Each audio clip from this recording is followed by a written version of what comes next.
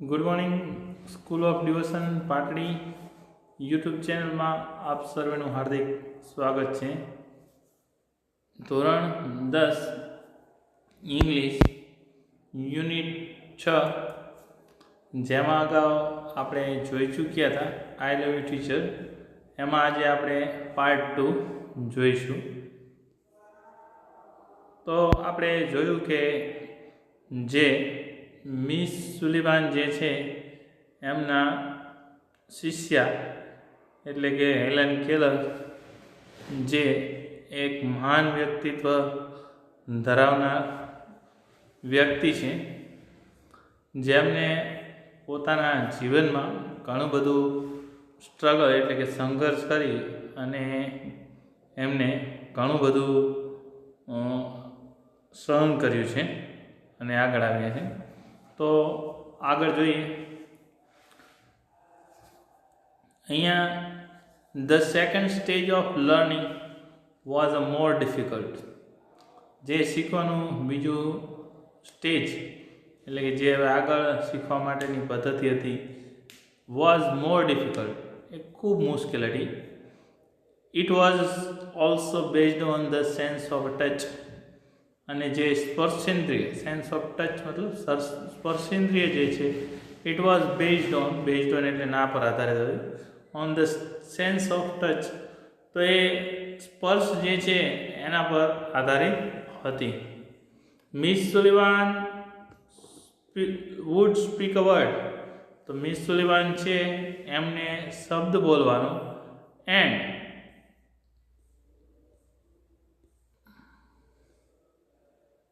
asked me to touch her lips and throat slowly. ત્યારે miss Sullivan જે છે એ શબ્દ બોલે, ask me to touch her lips, તો એમને હેલન કેલર જે છે એમને કહેતા ટચ હર લિપ્સ, એમના હોઠ જે છે સ્પર્શવાનું કહેતા, એન્ડ થ્રોટ સ્લોલી, અને ગળું જે છે એ ધીરે ધીરે સ્પર્શવાનું કહેતા. I learned to speak through the movements of the lips and the vibration in the thought. તો I learned, તો શીખવું, to speak એટલે બોલવાનું, through the movements of the lips, જે movements એટલે કે હોઠની જે હલનચલન હતી, and the vibration in the thought, તો જે ગળાનું કંપન જે છે એના પરથી એ શીખે છે. When I uttered my first word, it gave me a boundless delight. When I uttered એટલે ઉચ્ચારવું. જ્યારે મેં મારો પ્રથમ શબ્દ ઉચ્ચાર્યો હતો ત્યારે it gave me a boundless એટલે આનંદ, delight એટલે આનંદ, એટલે ખૂબ જ મને એનાથી આનંદ મળ્યો હતો. Now I started talking with my toys, stones, trees and birds in the garden. તો now I started, હવે મેં શરૂ કર્યું છે, started talking with toys એટલે કે જે રમકડા જે છે એની સાથે વાતો કરવાનું શરૂ કર્યું, પથ્થરો સાથે, ટ્રીઝ વૃક્ષો સાથે, and birds in the garden, અને બાગમાં બગીચામાં રહેલા જે પક્ષીઓ જે છે એમની સાથે એમને વાતો કરવાનું શરૂ કર્યું. I felt amazed and delighted as my sister ran to me when I called her, and my dog obeyed my commands. તો I felt amazed એટલે આશ્ચર્ય થવું, એમને ખૂબ જ આશ્ચર્ય થાય છે. એન્ડ ડિલાઇટેડ એટલે પણ આનંદ થવો. એઝ માય સિસ્ટર, જેવી રીતે એમની બહેન જે છે, રેન ટુ મી, એમના તરફ દોડીને આવે છે, વેન આઈ કોલ્ડ હર, જ્યારે એમને એમના બહેન જે છે એને બોલાવે છે ત્યારે તેઓ તેમના તરફ દોડીને આવે છે. એના કારણે ફીલનું ભૂતકાળ થાય, ફેલ્ટ એટલે અનુભવ, અમે જે આશ્ચર્ય અનુભવે છે અને ખૂબ જ આનંદ અનુભવે છે કે જ્યારે એમના બોલાવાથી એમના બહેન જે છે એમના સુધી આવે છે. એન્ડ માય ડોગ ઓબેડ, અને એમનો કૂતરો જે છે, ઓબે એટલે આજ્ઞા પાલન કરવું, માય કમાન્ડ્સ એટલે હુકમ, જે પણ હુકમ કરે છે આજ્ઞા પાલન કરે છે, અને એનાથી એવો વધારે આનંદ છે. I was able to speak, અને તેઓ હવે એબલ ટુ સક્ષમ હોવ, ટુ સ્પીક એટલે બોલવાને, હવે તેઓ બોલવાને સક્ષમ હતા. ઇટ વોઝ અ મિરેકલ, અને એ એકદમ મિરેકલ એટલે ચમત્કાર હતો. When I studied seriously, it seems more like play than a work. તો when I studied seriously, જ્યારે તેઓ ગંભીરતાપૂર્વક ભણતા હતા ત્યારે it seemed more like play, અને એમને રમત જે છે એના જેવું ધેન વર્ક જે છે એ. તો એમને જ્યારે અભ્યાસ કરતા ઇટ સીમ લાગવું મોર લાઈક પ્લે, રમત જેવું લાગતું ધેન વર્ક, કામ કરતા તો એમને એમનો અભ્યાસ જે છે ગંભીરતાપૂર્વક ભણતા ત્યારે એ રમત જેવું લાગતું. Whenever anything delighted or interested me, Miss Sullivan would talk about that as if she were a little girl herself. તો whenever anything delighted, જ્યારે તેઓ આનંદિત હોય ત્યારે, or interested me, અને જ્યારે પણ કંઈ રસ પડે તો, Miss Sullivan would talk about that, અને મિસ સુલિવાન જે છે talk about એટલે વાતચીત કરવી, as if એટલે કે જાણે કે. હવે તમે ધ્યાન રાખજો, જ્યારે પણ વાક્યમાં as if કે as though વપરાય ત્યારે વાક્ય જે છે એમાં કોઈ પણ કરતા હોય, અહીં તમે કરતા સ્થાન છે મિસ સુલિવાન છે એના માટે સી વપરાય છે, તો અહીં સી સાથે વોઝ આવવું જોઈએ, પરંતુ એ વોઝના બદલે વેર વાપર્યું છે. એનું કારણ એ છે કે અહીં એઝ ઇફ જે છે એ હોય કે એઝ ધો હોય, એના પછી કોઈ પણ કરતા જે છે એ વપરાય, એઝ ઇફ કે એઝ ધો પછી વેર વપરાશે, અને જાણે કે ના અર્થમાં થાય, એટલે કે જાણે કે she were a little girl herself. તો miss Sullivan would talk about that. Miss Sullivan જે છે એવી રીતે વાત કરતા કે જાણે કે she were a little girl herself, જાણે કે તેઓ પોતે જ એક નાની છોકરી હોય એવી રીતે તેના કાનમાં બોલતા. She taught subjects like science by making it so interesting that I remember everything. તો અહીં હેલન કેલર જે છે કહે છે કે she taught subjects, તો જ્યારે એ વિષયો શીખવાડે છે લાઈક અ સાયન્સ, વિજ્ઞાન જેવા વિષયો, by making it so interesting, તેઓ વિજ્ઞાન જેવા વિષય જે છે એને પણ ખૂબ રસપ્રદ બનાવી અને તેઓ જે છે એ રજૂ કરે છે. ધેટ આઈ રિમેમ્બર એવરીથિંગ, અને આ બધું જ જે છે એમને યાદ છે. Finally my teacher began to teaching me to read. Finally અંતે માય ટીચર મારા શિક્ષિકા જે છે બિગેન ટુ ટીચિંગ, બિગેન એટલે શરૂ કરવું, ટીચિંગ એટલે ભણાવવાનું, મી ટુ રીડ એટલે વાંચવા માટે, અને પછી અંતે મારા શિક્ષિકા જે છે એમને મને વાંચવાનું જે છે એ શીખવવાનું શરૂ કર્યું. I first read raise letter and letter on real with Braille. તો I first read raise letters, જે રેઇઝ લેટર જે છે એ એમને શરૂ કર્યા, and letter on read with Braille. Braille જે છે એ એક લિપિ છે જે અંધ લોકો માટેની આવે. બ્રેઇલ નામના વ્યક્તિએ શોધી છે, એના ઉપરથી જે લિપિનું નામ છે બ્રેઇલ લિપિ પડ્યું છે, અને જે લેટર ઓન પછી તેમને બ્રેઇલ જે છે એની સાથે વાંચવાનું શરૂ કર્યું. I learned to write with both ordinary as well as braille typewriter.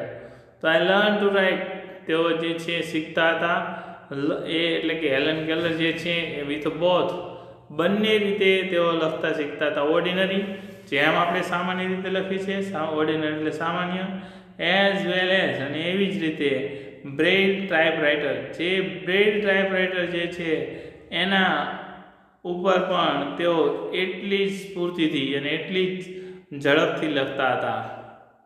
I was well on my path becoming a well educated a person. તો કહે છે કે પછી અહીંયા જોઈએ, I learn to write with both ordinary and as well as Braille typewriter એના જુદા જુદા આવે, બંનેમાં લખી શકતા હતા. I was well on my path એટલે માર્ગ, રસ્તો, એમને પોતાના રસ્તે ખૂબ સાચા હતા. To becoming a well, becoming એટલે બનવું, વેલ એજ્યુકેટેડ પર્સન, એક સારા એવા એજ્યુકેટેડ શિક્ષિત વ્યક્તિ જે છે એ બનવાના કારણે તેઓ એક સાચા રસ્તે જઈ રહ્યા હતા એવું એમને અનુભવ્યું. I was provided all the possible opportunity to develop my abilities and I made the maximum use of them. તો કહે છે કે I was provided all the possible opportunities.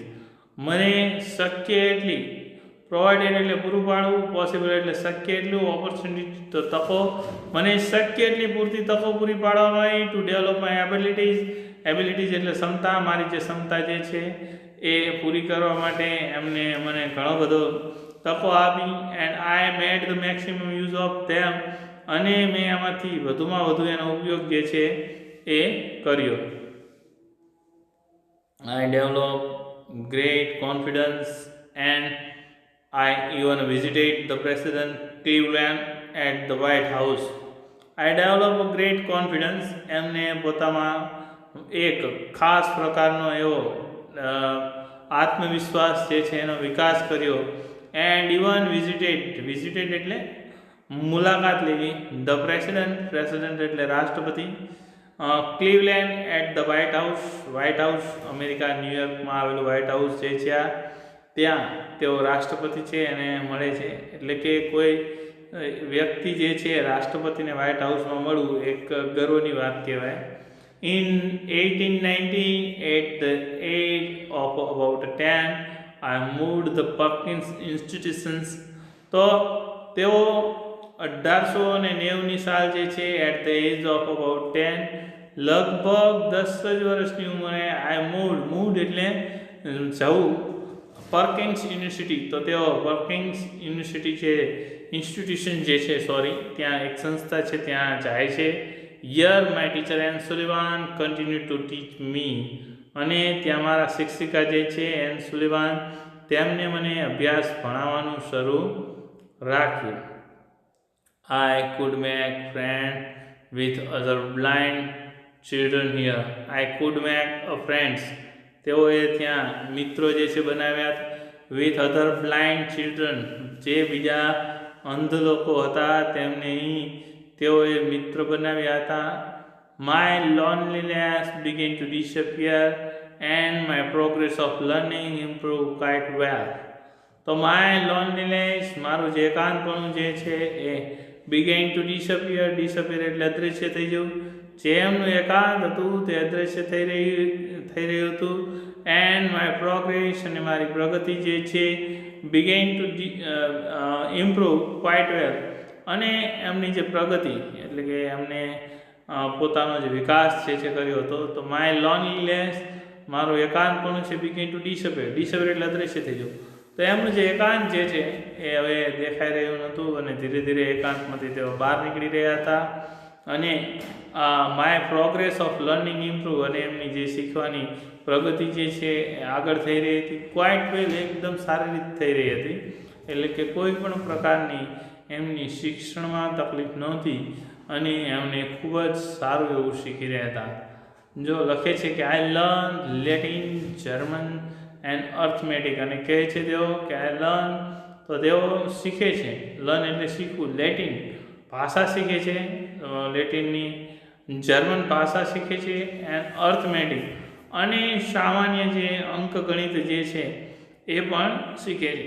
એટલે કે એમના સમયમાં આટલી બધી મુશ્કેલીઓ હોવા છતાં, આટલા બધા સંશોધન ન થયા હોવા છતાં પણ પોતાની રીતે પોતાના શિક્ષિકા જે છે એની મદદથી તેઓ બીજી જે ભાષા જે છે ક્યાં જવું પડે કે જે શીખવી જરૂરી છે એ શીખે છે.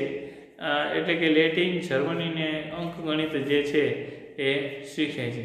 આપને કોઈ પણ પ્રકારની સમસ્યા કે મૂંઝવણ હોય તો આપ કોમેન્ટ બોક્સમાં કોમેન્ટ કરી શકો છો. Thank you very much.